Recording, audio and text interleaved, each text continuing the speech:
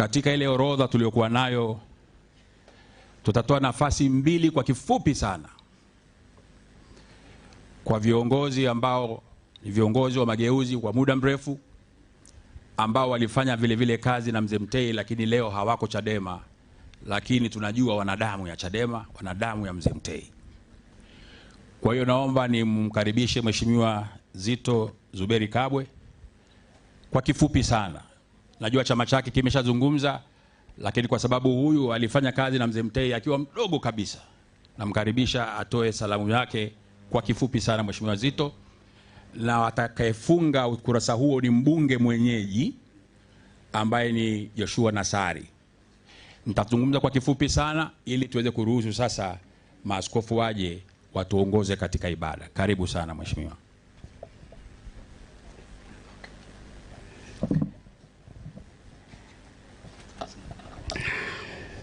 Mimi naomba niwarudishe mwaka 1978 mwezi Disemba 79.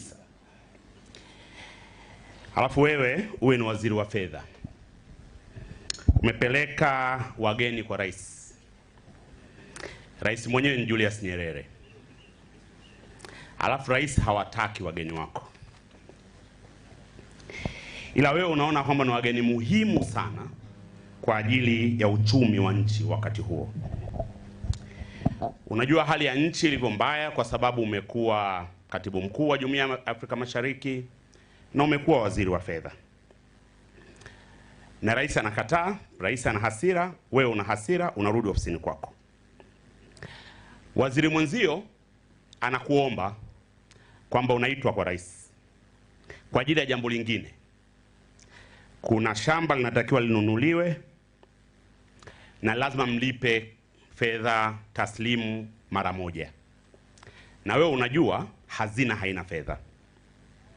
Unakwenda kwa rais, unamkatalia rais. Rais amekasirika na wewe umekasirika zaidi. Unarudi ofisini. Unaandika barua ya kujiuzulu.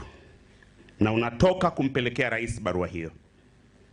Wakati unakwenda, unakutana na msaidizi wa rais, Paul Sezigwa. Anakuletea wewe barua. Huisomi. Unaiweka pembeni. Unakwenda kwa rais. Halafu unampa rais barua yako. Rais anakuuliza, barua yangu umepata?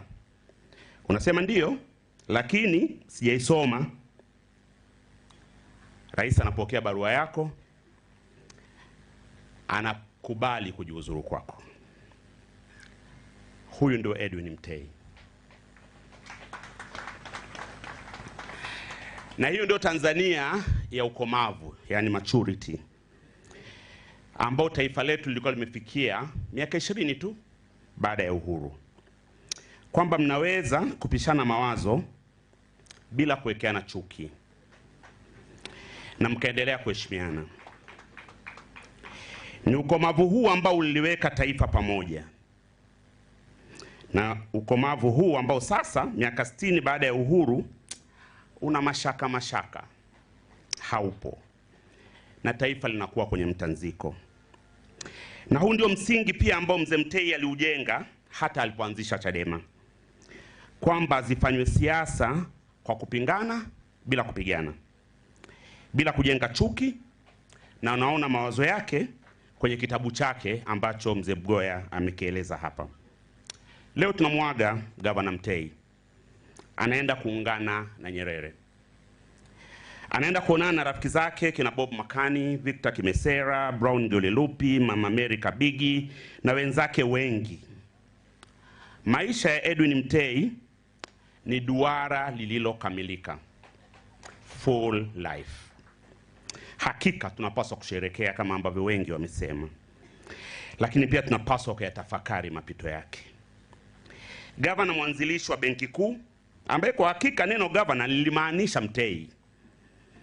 Mwalimu Nyerere aliendelea kumuita Mtei gavana muda wote, licha ya kwamba nchi ilipata magavana wengine, Nyirabu, Rutihinda, Idris Rashid, Daud Balali, Prof. Ndulu na wengine ambao wako paka sasa kina Tutuba.